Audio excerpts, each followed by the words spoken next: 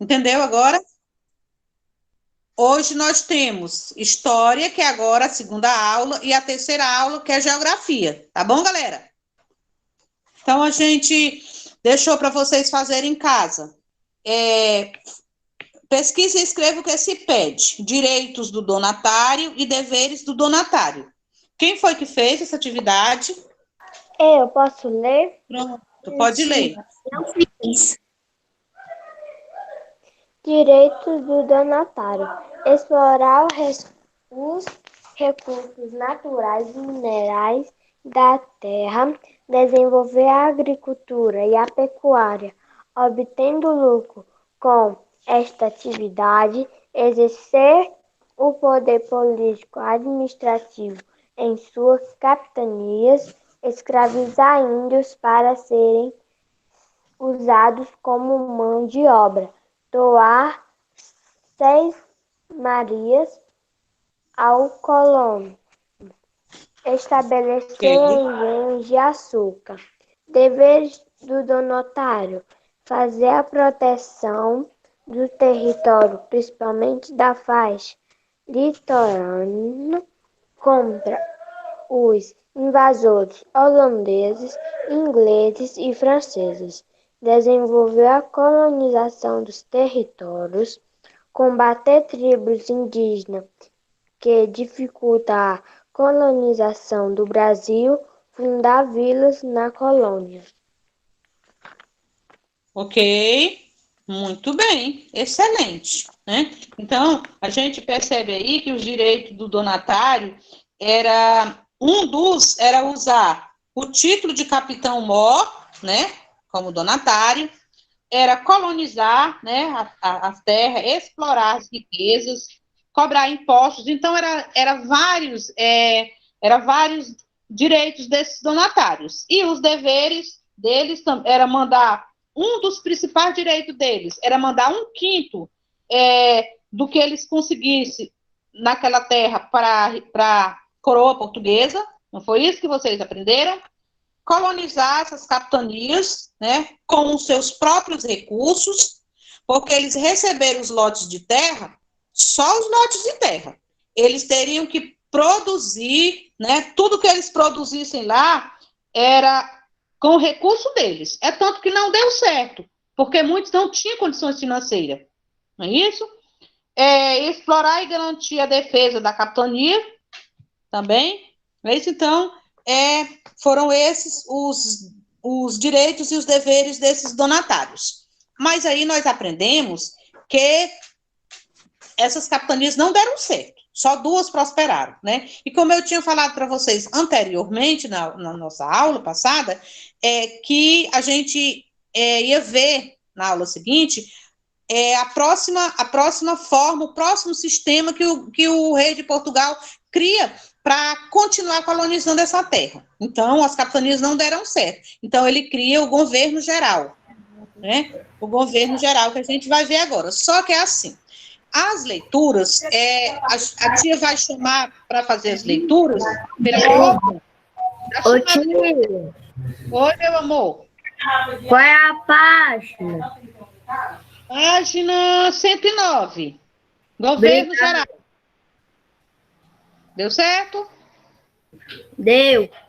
Pronto, meu amor. Então, gente, continuando, como a tia tinha dito, eu vou chamar para fazer as leituras pela ordem da frequência, para não ficar, tia, deixa eu ler, e fica todo o tempo interferindo. Então, a gente vai pela ordem, cada um já sabe a sua vez, não é isso? Então, eu vou começar com o 4º ano A, chamando a Analice, para iniciar a leitura. Quem não quiser ler, basta dizer que não quer, pronto, a tia vai entender e passa para outro, tá bom? Tia, qual é a página? Tia, eu não quero ler. Tá bom, meu amor. Página 70, aliás, 109. A Ana não quer. Annelise,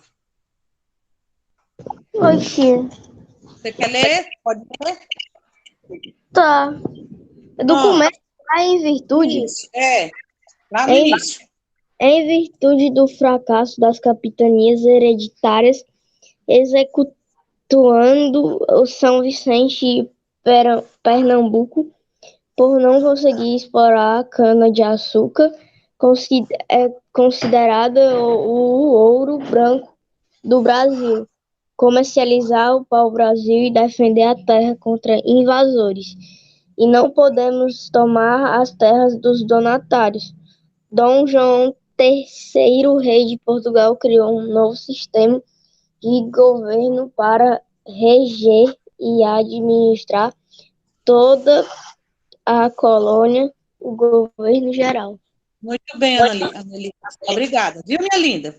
Muito bem. Então, gente, a gente vê aqui, né, tudo que a tia falou, né, em virtude do fracasso das capitanias hereditárias, né, tirando a de São Vicente e de Pernambuco, né, que deu certo, as outras não deram, e com o fracasso, né, eles não conseguiram explorar a cana-de-açúcar, né, que na época era considerada como ouro branco. Por que, tia, ouro branco? Porque era muito valiosa, né? Então, por isso, nessa época, ela era considerada como ouro, né? E também comercializar o pau-brasil, né? E defender as terras dos invasores. Nada disso, os donatários, que eram os donos, né, os proprietários das capitanias hereditárias, não conseguiram, né? Então, com isso, o Dom João III, que era o rei de Portugal, criou um sistema de governo para reger e administrar toda a colônia, que foi o governo geral. Não é isso que a Annalise acabou de ler para a gente. Agora eu quero a Ana Caroline para continuar a leitura. Tia. Oi. Eu não quero ler, não. Hã? Eu não quero ler, não. Tá bom, Anjo, tá certo. Antônio Valdemir. Hã? Valdemir. Como Caroline, você quer ler, minha linda? Quer ler, Caroline? Pronto, pode ler. É a de baixo? Linda, abaixo do quadro. Tá bom. O governo geral deveria instalar-se na capitania da Baía de Todos os Santos, mais tarde chamada de Bahia.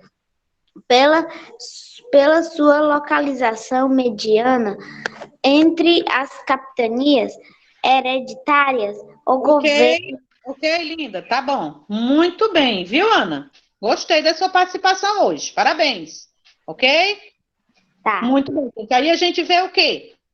A gente vê que o governo geral, ele deveria instalar-se na capitania da Baía de Todos os Santos, né? Mais tarde chamada de Bahia por sua localização mediante as capitanias hereditárias, ok? Vamos, deixa eu ver agora quem é. Agora pode ser o Valdemir, Antônio Valdemir. Não, Antônio Douglas. Douglas? Também não. Emily? Emily?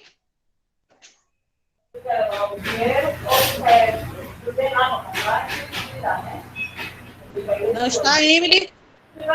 Tia, eu quero ler. Vai já chegar a sua vez, meu lindo. A tia está seguindo a ordem, tá bom? Ô, tia, Já mas agora a gente está em que página? Página 109. Certo. Tá bom? Já te lhe chamo, tá? Deixa eu seguir aqui. A Emily não. Fábia, Júlia. Fernanda. Fernanda Kelly. Gente, aqui já está se vindo para frequência, viu? Pronto. Notícia. Pronto, meu amor. O governador-geral passava a ter a autoridade máxima na colônia. E, por ordem real, todos os donatários deveriam obedecer ao governo geral e colaborar com ele no processo da colonização. Ok, muito bem, Fernanda. Então, a gente vê que o governo geral passava a ser a autoridade máxima, né? Porque antes era o donatário, né? Antes tinha o donatário que era o responsável para colonizar aquela de terra. Mas aí, com o governo geral, esse donatário que já estava lá, ele tinha de obedecer às ordens do governo geral, porque está vendo aqui que o governo geral ele passava a ser a autoridade máxima da colônia, né? Por ordem real, onde todos os donatários deveriam obedecer ao governo geral, né? Colaborando no processo da colonização, colaborando do que fosse necessário para esse crescimento. Ok? Vamos agora Seberg.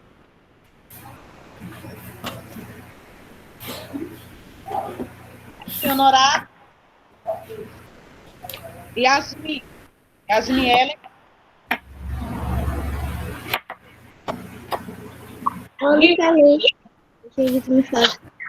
Como é, Annalise?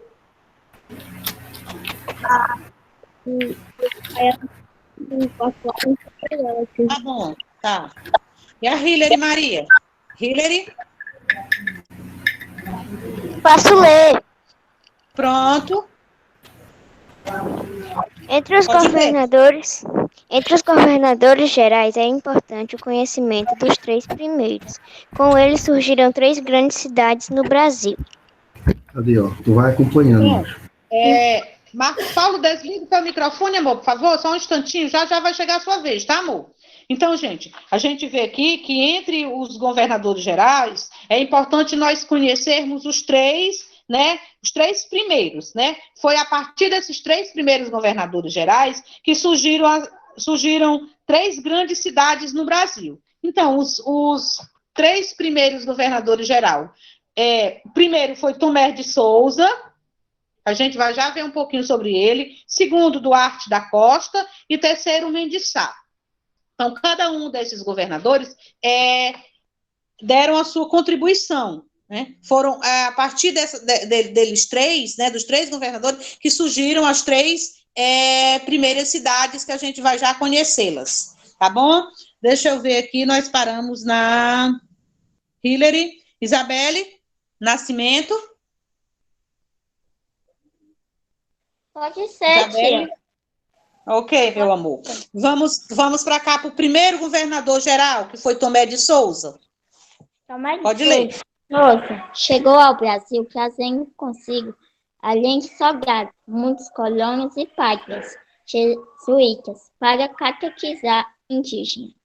Esses padres vieram sob a direção do Padre Manuel da Nóbrega, que deu início à história da educação no Brasil, criou o primeiro bispado do Brasil, tendo como primeiro bispo Pedro Fernandes Sardinha. Isso. Pode continuar. No governo de Tomás de Souza, desenvolveu-se a cultura da cana-de-açúcar. Iniciou-se a criação de gado e fundou-se a cidade de Salvador, a primeira capital do Brasil. Houve a distribuição da terra aos colônios. O governante geral também deu grande impulso à agricultura e introduziu a criação de gado no Nordeste. Para o governo, Tomás de Souza contava com 3 auxiliadores: Provendo Moura, responsável pela justiça; o Provendo Moura, encarregado da cobrança de impostos; o Capitão Moura, que tinha responsabilidade de defender o litoral do ataque de inimigos. Em 1500, muito bem. Tomás de Souza foi substituído por Duarte Coelho. Ok. Muito bem, Isabela. Parabéns pela leitura. Excelente, viu? Excelente participação. Então, gente, aqui no governo de Tomé de Souza, a gente percebe, né, vários desenvolvimentos, né? A gente vê que ele foi trazido, ele trouxe consigo soldados, né, muitos colonos e padres jesuítas, né? Que era para quê esses padres jesuítas? Para catequizar os povos indígenas, não é isso? Com esses padres veio um que foi muito importante, que foi o Padre Manuel da Nóbrega, né? Que foi ele que deu início à história da educação no Brasil, né?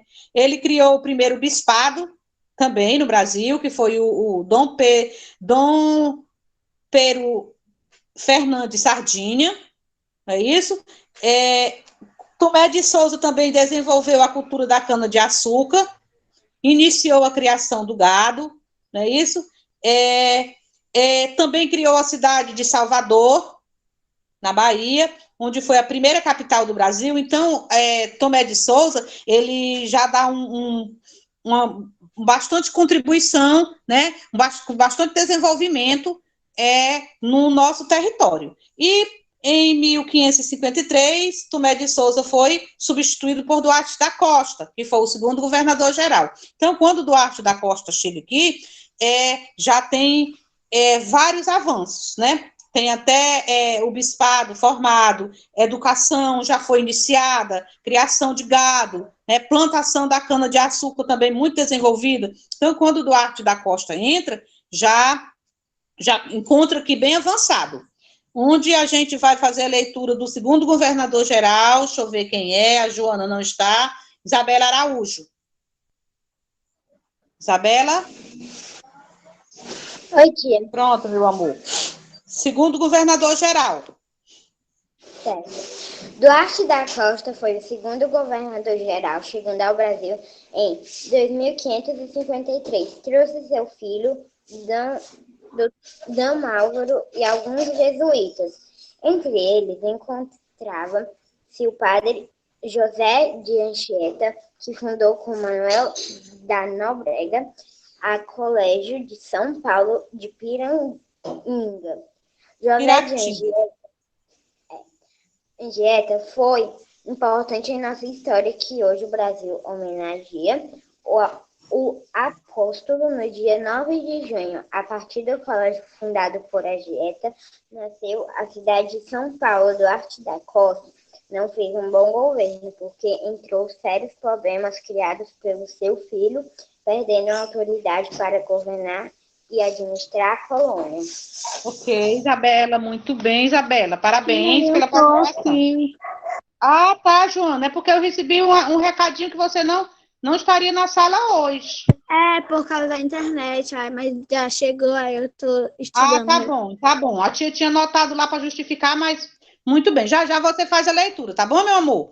Deixa eu só comentar aqui sobre o governo de Duarte da Costa. Então, gente, o governo de Duarte da Costa, ele também foi muito importante. Mas ele não pôde...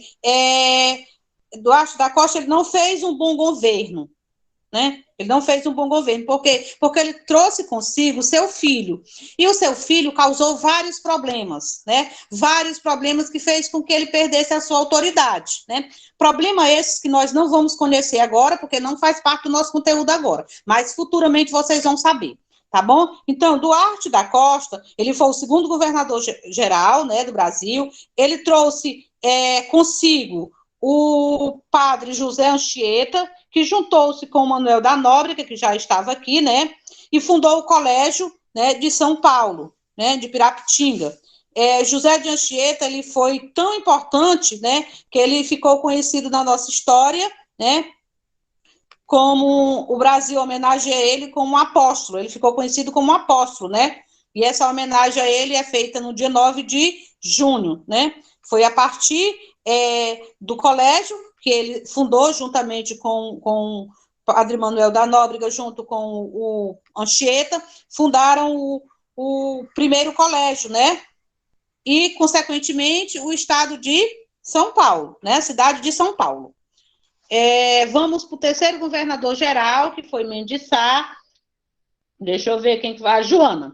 É você, Joana, agora. É o terceiro governador, tia? Meu amor, terceiro. Mendes Sá realizou um governo considerado excelente. Suas medidas favoreceram o progresso da colônia. Ele governou durante quase 15 anos. Homem enérgico e experiente, conseguiu resolver uma série de dificuldades, deixando Eduardo da Costa. Combateu os invasores franceses que haviam se instalado no Rio de Janeiro. Com a ajuda de seu sobrinho, Sá expulsou os invasores, fato marcante do seu governo. Foi a fundação liderada por Estácio de Sá, da cidade de São Sebastião, do Rio de Janeiro, atual Rio de Janeiro. Em 1572, depois de 15 anos de governo, Mendes Sá faleceu na Bahia. Nessa época, Portugal também começou a mandar para o Brasil muitos degradados, ou seja, pessoas que tinham se cumprir pena de desterro importante por crimes contra o rei e sua corte. O regime do governo geral construiu para que a corte portuguesa ficasse livre dos invasores estrangeiros e deu margem para que as entradas as bandeiras desbravassem o sertão, as terras distantes do litoral. Ok, Joana, obrigado, excelente participação, ok? Então, gente, a gente vê aqui que no governo geral, né, Mendes Sá, ele realizou um governo considerado muito bom, né?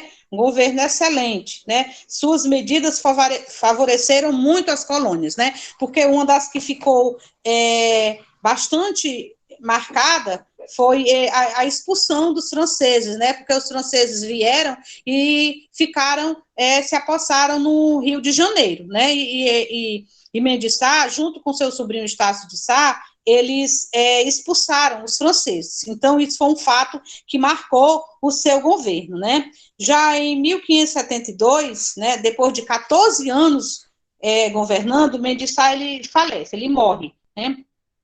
E nessa época, Portugal também começou a mandar para o Brasil muitos degradados, né? O que é isso, tia? Esses degradados que eles falam eram pessoas que cometiam algum tipo de crime, né, lá em Portugal, e o rei, como castigo, enviava esses povos para cá, para o Brasil. Olha que coisa, né?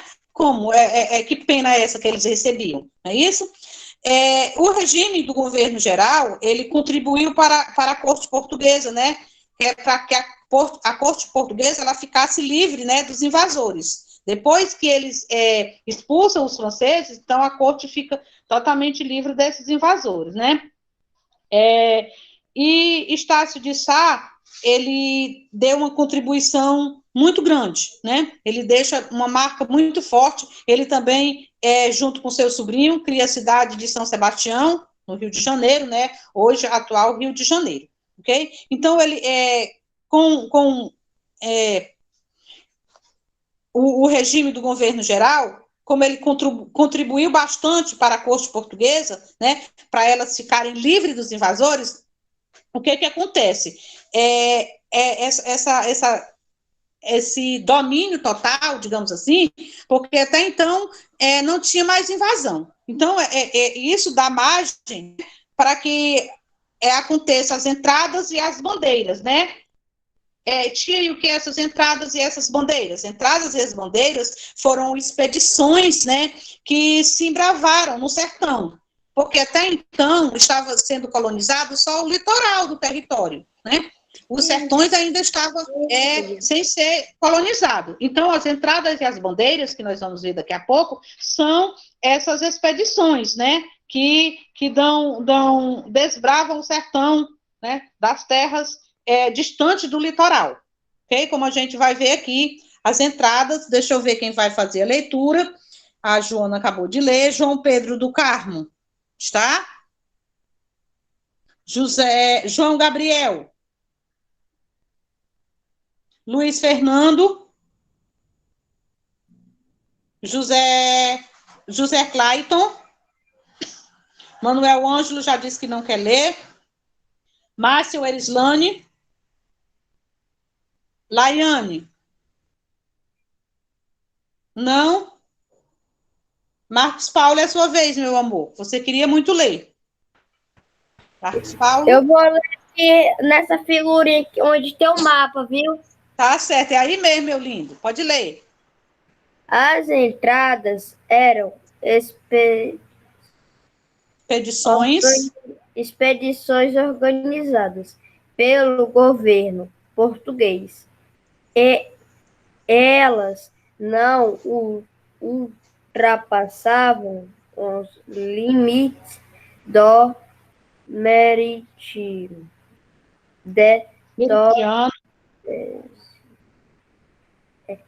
Partiram do litoral. As muito bem. bandeiras eram exploradas para titulares que não respeitavam o trato de Tordesilhas. senhora Tordesilhas.